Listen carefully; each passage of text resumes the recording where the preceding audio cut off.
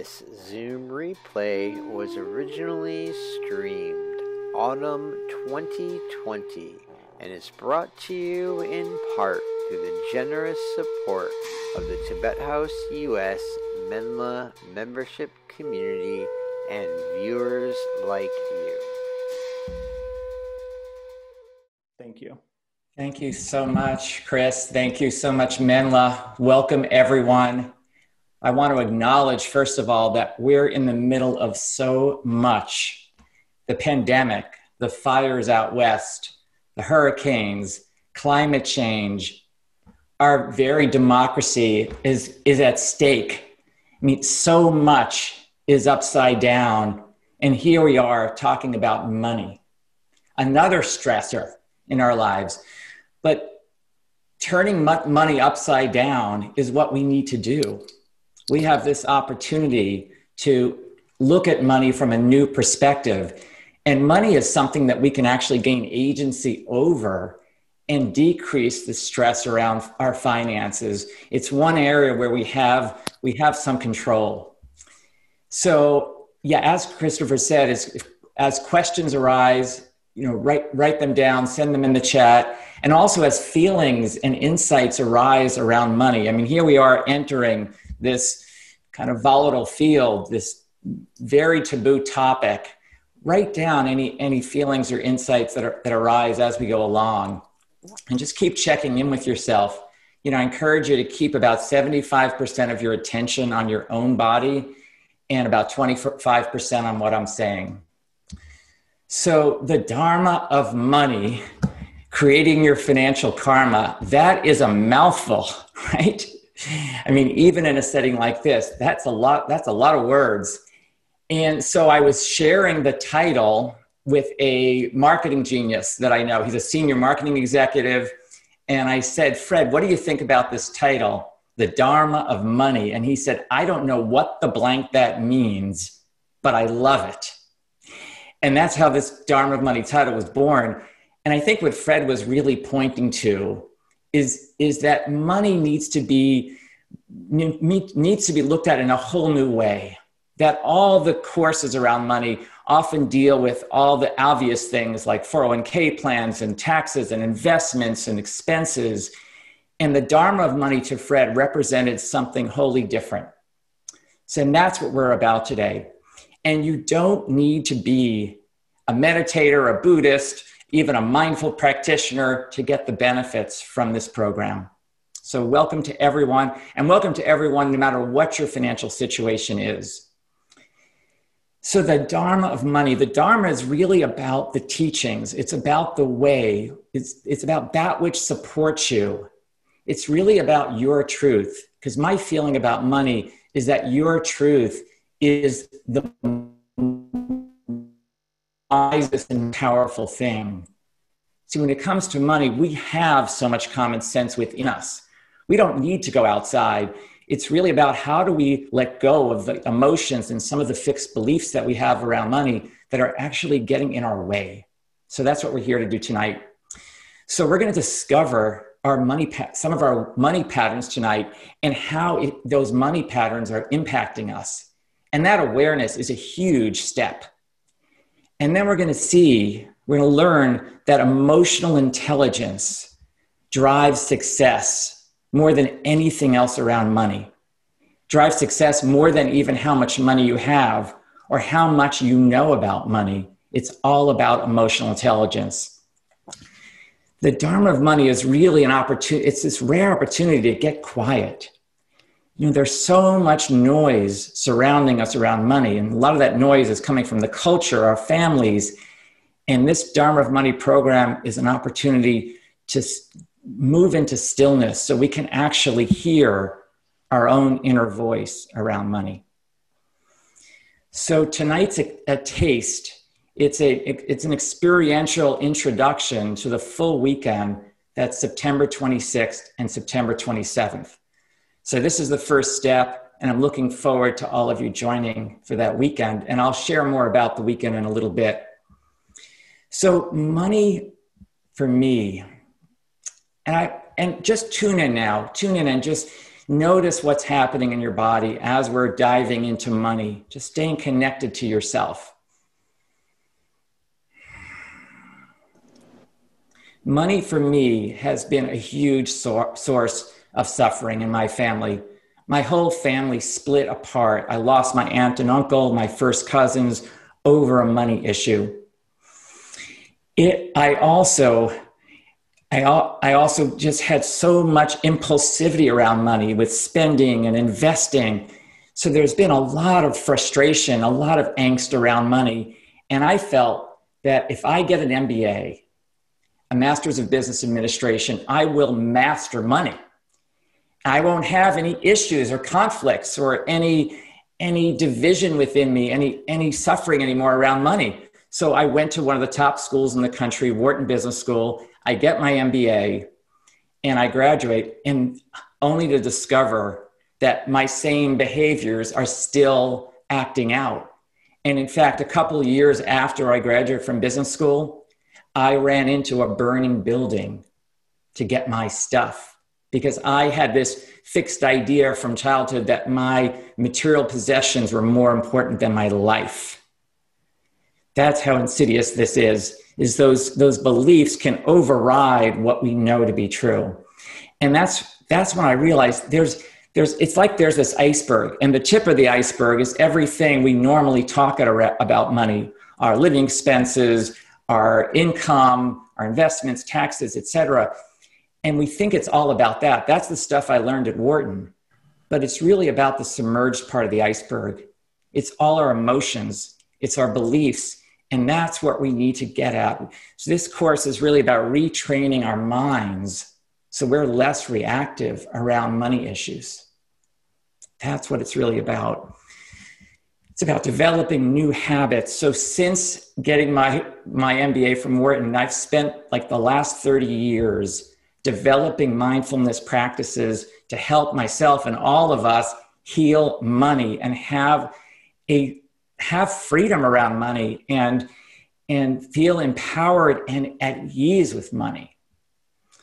So my formative money story, when I was 8 years old, I was playing basketball with my friends, and they were all speaking about how much money their parents earned.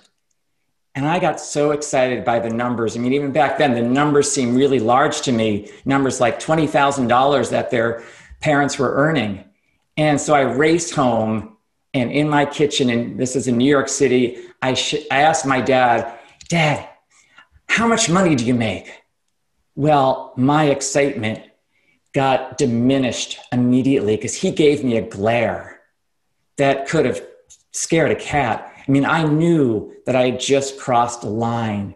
I felt shame, I felt terror, I felt stupid. And I made up 3 things about money. That money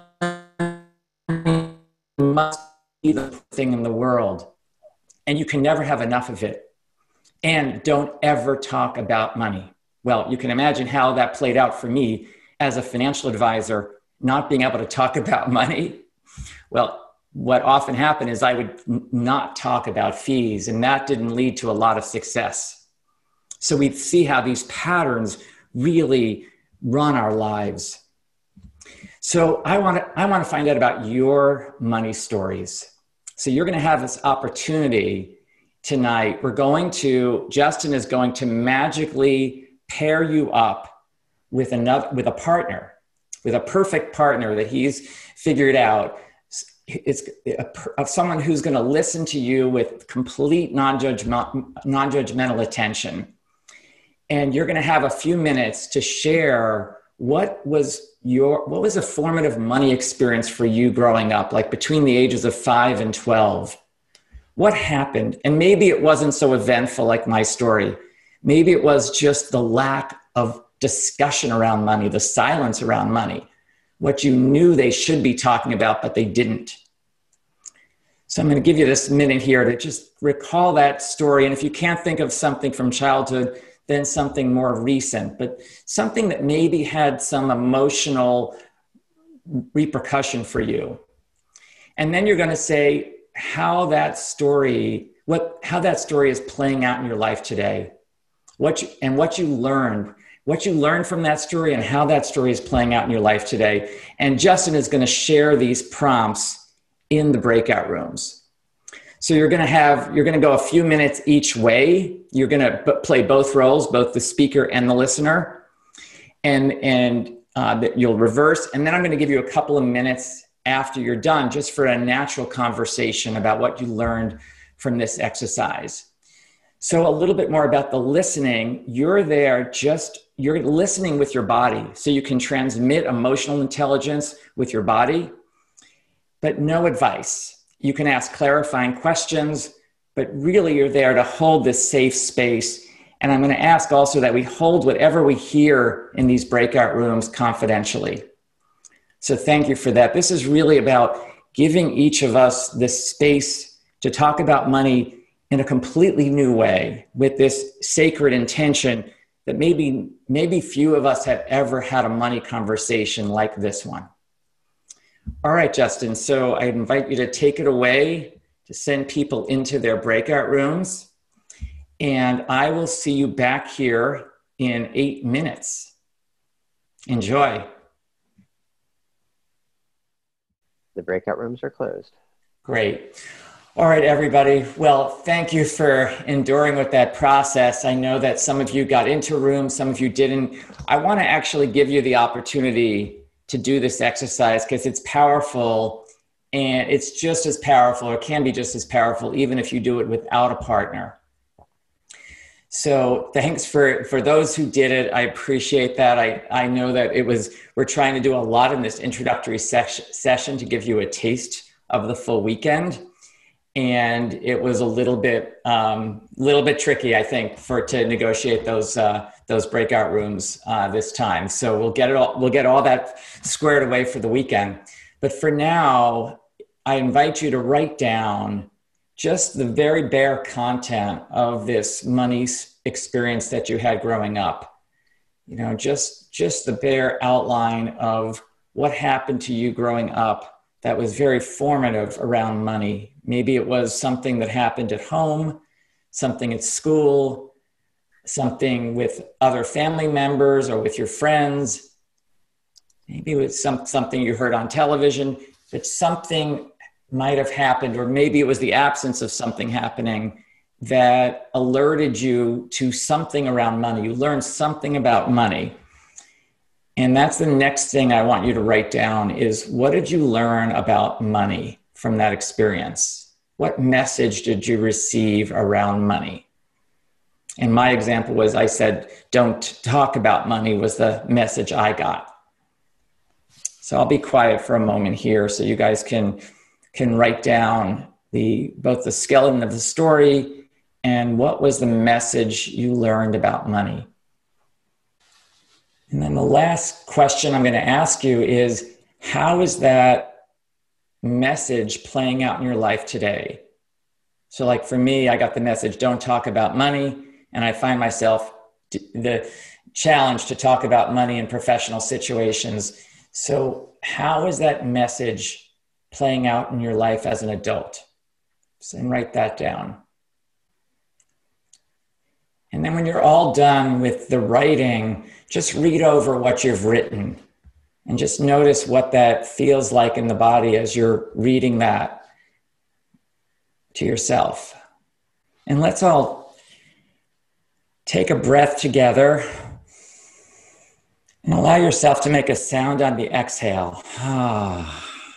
We need to keep breathing when we're doing anything around money, because often I find that my breathing gets shallow, or I stop breathing, especially when I'm like about to make a big financial decision.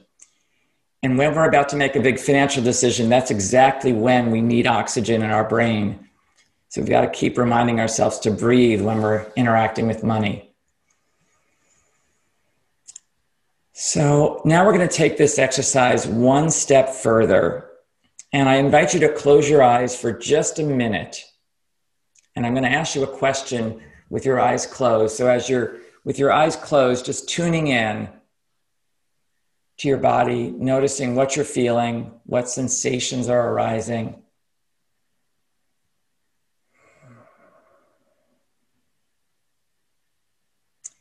And the question is, who would you be without this message that you received growing up? Or who would you be if you had received the opposite message around money? Who would you be if you received the opposite message around money growing up? So for me, it would have been the message, talk about money. So notice what that feels like inside your body to just imagine that possibility that you got the opposite message growing up around money.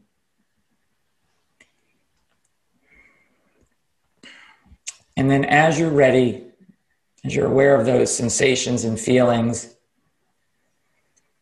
I invite you to write those down. Write down any insights, any feelings, any sensations that are arising from that question. Who would you be with the opposite belief around money? How would your spending change, your savings, your investing, your giving, maybe even the way you talk about money or don't talk about money? How would that change?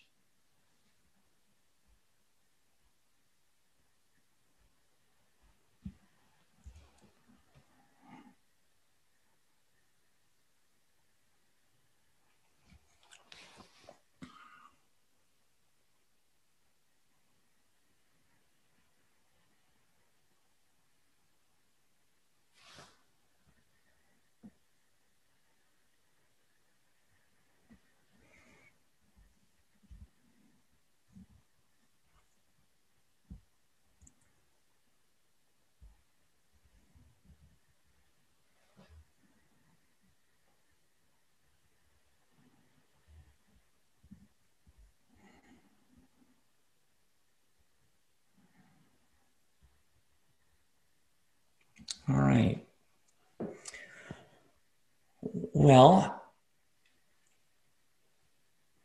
so given what you wrote down, looking over what you wrote down to that question of who would you be if you had received the opposite message, I'd love to hear, we have some time to hear from some people as to what was that opposite message and what sensations, what insights, what feelings arise as you step into that opposite money belief from the one you grew up with. So if you want to share, Justin, we're just going to do they're going to hit that reaction button. I think they should just type in the chat. Just type in the chat. Okay. So just type into the chat if you'd like to share, and Justin will unmute you. And please be concise with your sharing so that we can have several people share.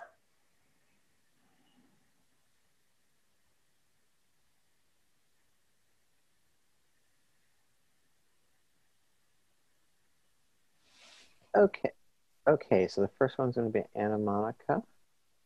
Let's unmute her. Hi, can you hear me? Hi, Anna Monica. Yes, I can hear you perfectly.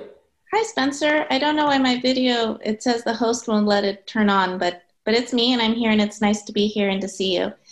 Okay, hi. Hello. Okay. Good to see you. Let's see. Oh, there it is. The memory that came to mind was being a little girl and asking if I could have money to go to a movie. And I don't remember how old I was. And my mom said, no, we don't have enough money.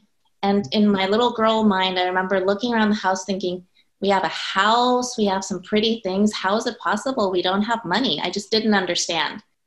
And then the reverse, so the thought was, there's lots of stuff, but we have no money.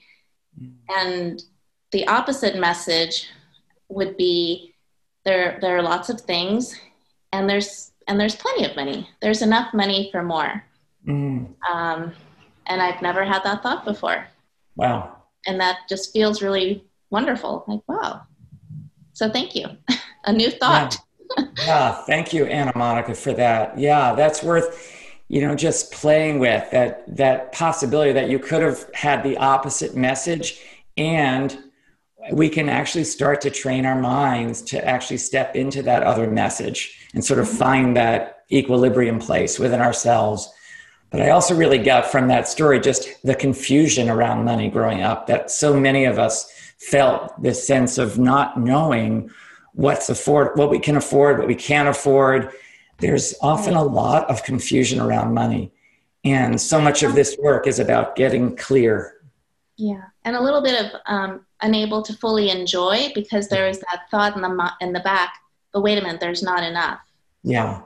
Yeah. Yeah. This sense of scarcity, and so you can't really enjoy it, even if you have it, right. That's good self-awareness, Anna Monica. Really good. Thank you. Thank you. Thank you. And so next we have Jules Shield. Hello.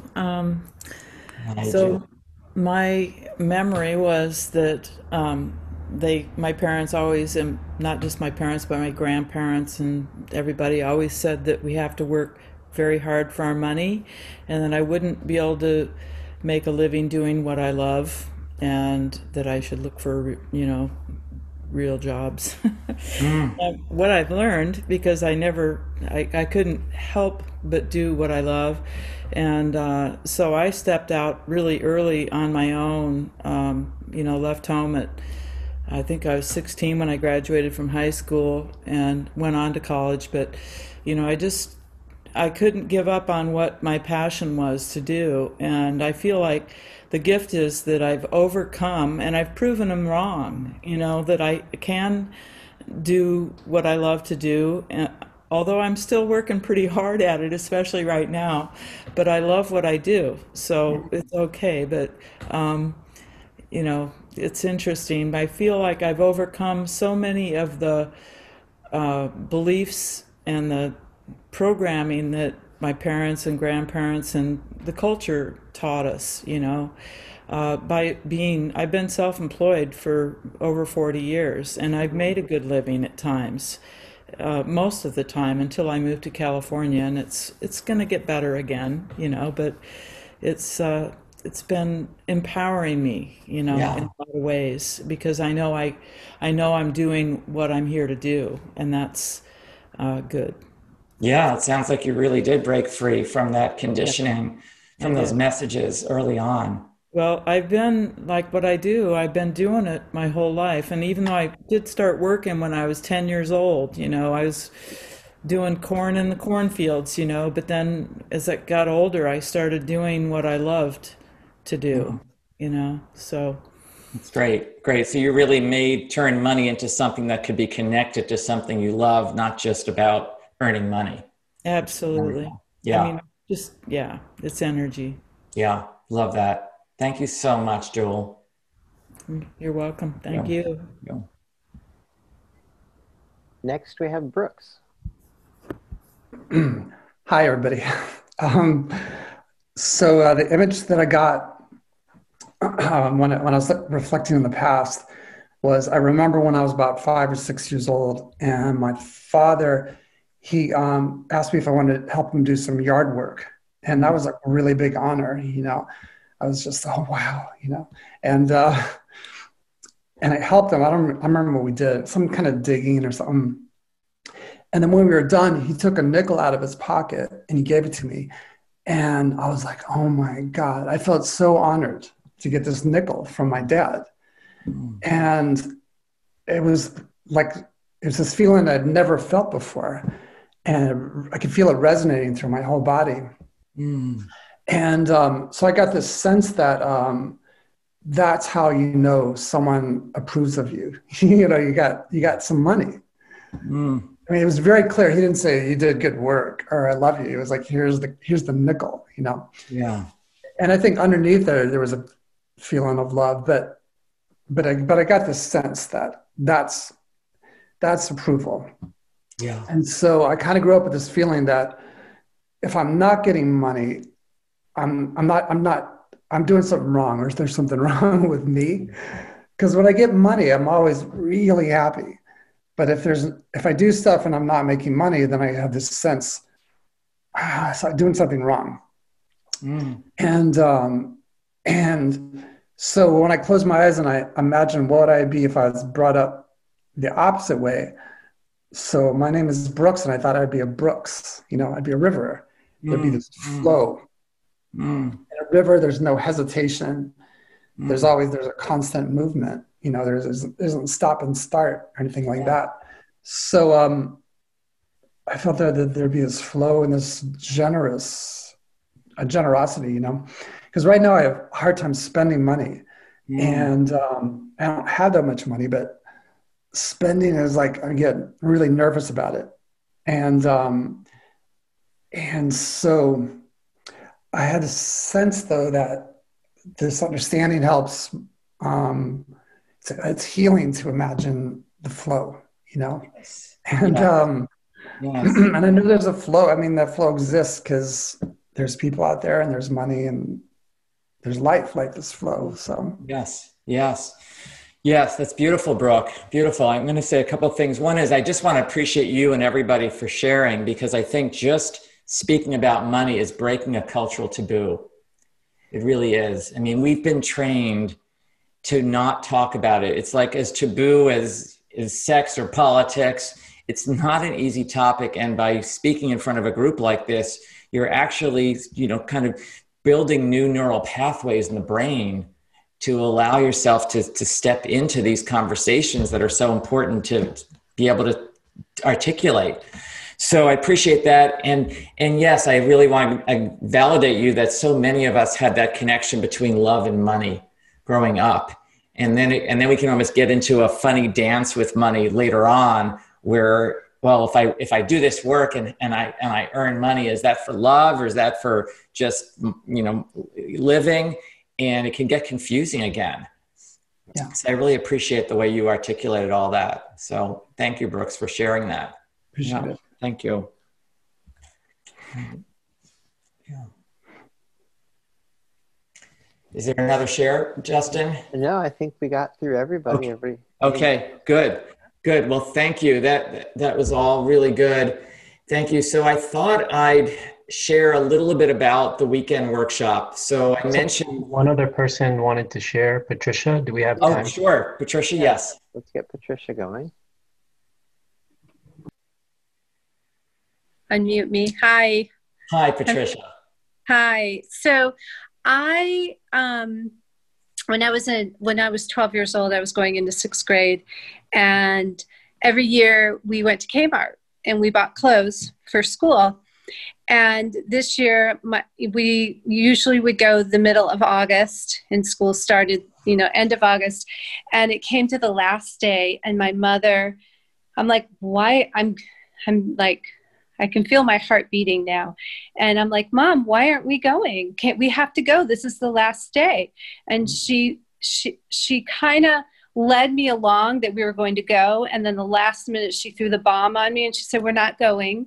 We're not buying any school clothes this year because your father is going to lose his job and we need to save money. And so I was traumatized, being 12 years old, going into 6th grade, and it was such a big deal to have new clothes or whatever.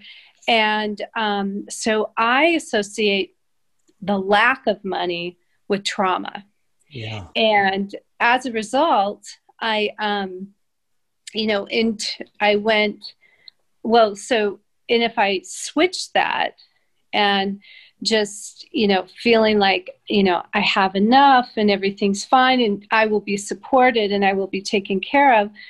On the flip side, what would have been different in my life is that I would have finished my college degree, and I would have pursued much better work environment because I was in very abusive work environments, sexual harassment, all kinds of stuff that I allowed and I put up with because I felt like what I was going through was less traumatizing than quitting my job and going out there and feeling that the universe would support me and help me. And then I got married and we've been blessed abundantly, but the entire time we were married, I never felt like I was worthy to buy anything. And my husband would just buy. And I always felt like, no, I can't, not yet. I'm not worthy. And then we had a trauma in my mind. and we lost a large percent of over probably 80% of our income. So then I revisited my trauma. So now I'm like 2 years, 2 years into that, working through it. Yeah, thank you for this, Patricia. Yeah, there is a lot of trauma associated with money. And I love that you're willing to turn this around to this possibility of having enough money, of having a flow of money, because there's a way to heal that. It was so charged in sixth grade, going to Kmart, getting new clothes and all that. And it meant so much bigger than it actually was. So I appreciate you sharing all that and just naming that trauma and starting to move into witnessing it instead of being in it is a step towards healing it. So you're doing good work. So thank you, Patricia. Thank you. Right. Well, I want to share with you a little bit about the weekend. So this weekend is really about building new neural pathways in the brain so that we're less reactive around money, so that we can have the money lives that we want to have. And I've been doing these workshops for decades. I've done it with myself, and I've healed a lot in myself. I mean, I just see money, I behave around money entirely differently because of creating new neural pathways. And we're also going to be looking at how do you get less reactive around big financial decisions and all the ups and downs, all the uncertainty that's in the world today, that's probably even going to increase this uncertainty, the ups and downs of the markets, is how do you find your center within that storm instead of trying to get rid of the storm? So that's another big component of the workshop. And then how do you have a courageous money conversation? So what I know is that we all have a conversation around money that we want to have with our kids, with our parents, our aging parents, with our siblings, with our friends, with our coworkers, maybe with our boss. Maybe we want to ask our boss for a raise, or we want to ask our aging parents to move to a nursing home.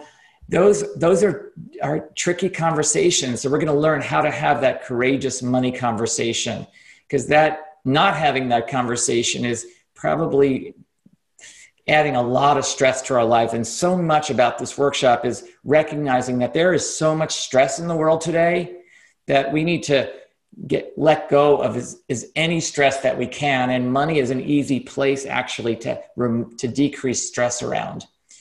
We're also going to be in this workshop embodying this sense of enough and finding that what we have can be enough. And that those practices that we're going to work with actually bring us into the present moment around money. See, one of the issues I have with the whole financial industry is it's so focused on the future. It's all about one day, someday in the future, after you save and save and save and work really hard, like some people have shared, and exhaust yourself, finally you'll arrive at some utopian place. Well, I say no. If once you train your brain to want to find happiness in the future, you'll never find it, because you've trained your brain to want more. It's sort of like when John Rockefeller, the world's first billionaire, was asked, how much is enough? His answer was, just a little bit more. And that's the normal reaction because you've trained your brain to want more and more and more. So we're going to train ourselves. How do we come into this present moment around money and stop lurching ahead to the future? And that's the place where our joy is. That's the place where our power is. That present moment is where our freedom is. And that's one of the things we're going to be doing on the weekend. We're also going to be looking at who are we beyond money? Because I hear from people who have little money, who have a lot of money. People say they often define themselves by either the lack of money that they have, or they define themselves by all the money they have, and they can't see any sense of themselves beyond this money. For some people who have a lot. So we're going to be working with seeing how grand each of us are, how priceless we are beyond our money, that we've done an unfortunate thing. We've equated our self-worth with our net worth, and we're going to be breaking through that paradigm during the weekend. All right. So the weekend is an investment of $159 to really transform the whole way you do money so that you can have more ease and freedom in your life. And actually, more creativity. So when you free up a lot of these beliefs, insights emerge, creativity emerges. So if you do need more money, it becomes apparent to you. You start to realize that you have all the wisdom inside, you have the resources inside to find work that provides really good income for you without having to overly tax yourself with that work. So we'll be bringing a lot of mindfulness to money on the weekend, and we'll have a lot of spaciousness because we'll have the whole weekend to do this workshop, and there'll be breaks in between, so you'll get to really assimilate what we do in each session. But I would say that mindfulness is something we hardly ever bring to money. We're very unmindful, very reactive around money. So one of the things I love about it is if we can just bring like 10% more mindfulness to money, everything can change. Our whole lives can change. So I want to open it up for questions that you might have about the weekend. And then after the questions, I'm going to do one more short practice to close the evening. So Justin, if you could, if you have a question, just write it in the chat. Yeah, let's do the questions that way, just to save time. Just write your question in the chat.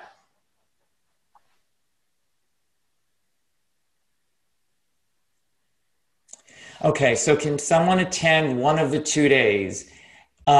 Yes, you can attend one of the 2 days. That's entirely fine. The weekend, Justin, is the weekend going to be recorded? Yes, replay videos are made of all our content. Okay, so it's fine if you can only attend one day, you'll have the recordings of the second day. So that's totally fine. And then I know, Jewel, if you can write your question in the chat, that'd be helpful. Can you hear me? Yeah, can you write your questions in the chat just for time reasons? I can't. Or just say your question, that's fine.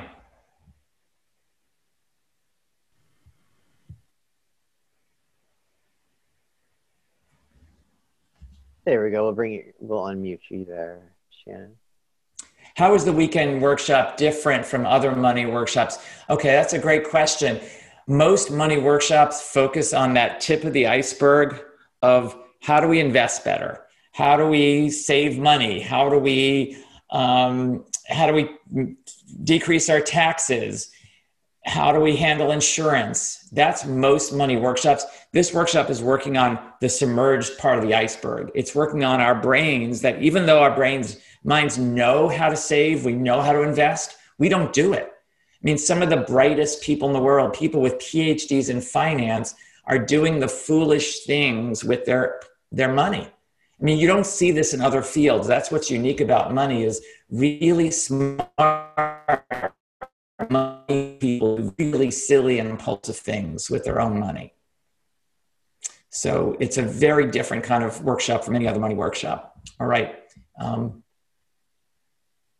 Is there a question? Can you recommend any practices to help associate the feeling of love with money? Yes, well, I think love comes from a place of deep centeredness, from a place of deep calm.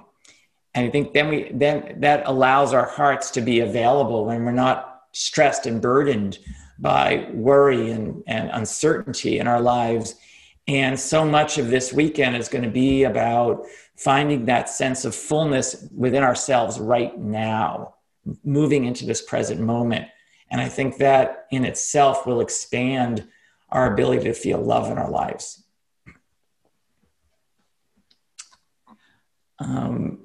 Okay. All right. So let's, I think those are all the questions. So we're going to do a little bit of an enough practice here. and then we'll say goodnight. And I am going to stay on. If anybody does have any lingering questions, I'll stay on for a few more minutes, but I want to make sure that we can close on time. So, I invite you to close your eyes for a moment. We'll just take a minute here, and I invite you to say to yourself something that's might be kind of controversial, this idea of enough. I think of enough as the dirtiest word in the English language. You can't say you have enough. And I want to invite you, even if it feels like a stretch, to just say to yourself silently, I have enough. Just repeat that a couple of times to yourself. I have enough. I have enough. And if you don't feel like you have enough, like you absolutely need more money, then say to yourself, I have enough resources and wisdom to access enough. And then say to yourself, I do enough. I do enough in a world where it seems like we're never doing enough. And then finally, I am enough. Saying to yourself, I am enough. Just as you are. Oscar Wilde said, be yourself. Everyone else is already taken. There's no other you. You're completely, fully amazing just as you are. I am enough. And just notice how your body feels hearing those words from yourself. And take a long inhale and a long exhale. I'd like to dedicate the merit of all the practices we did today to all beings. May everyone in all areas of this planet, everywhere, feel freedom, feel like they have enough, be healthy, be free of the effects of climate change. May everyone be well. And I thank Menla. I thank you all for attending. And we're going to have a lot of fun, or maybe I should be more realistic. We're going to have fun. We're going to turn money into something that is not yucky. We're going to have fun on the workshop. But most importantly, you're going to learn a lot and transform how you relate to this thing that's been dragging so many of us down. All right. Looking forward to seeing you all on the 26th.